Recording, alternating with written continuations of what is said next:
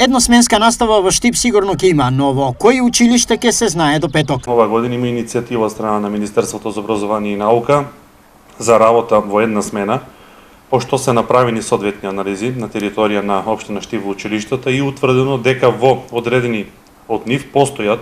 просторни услови истото да се реализира, но сепак знаете, реализацијата и организацијата на наставата е во надлежност на директорите на училиштата, така да до крајот на неделава се надевам дека директорите ќе излезат со официјален став, зашто јавноста ќе биде известна. Кои се ефектите од ваквиот начин на изведување на настава? Едносменската настава очекуваме да има повеќе ефекти, значи како прво очекуваме дека ќе биде подобра за учениците, подобра за нивната концентрација, што секој ќе влие на образовниот процес, а во исто време значи ќе влие и на намалување на режиските трошоци,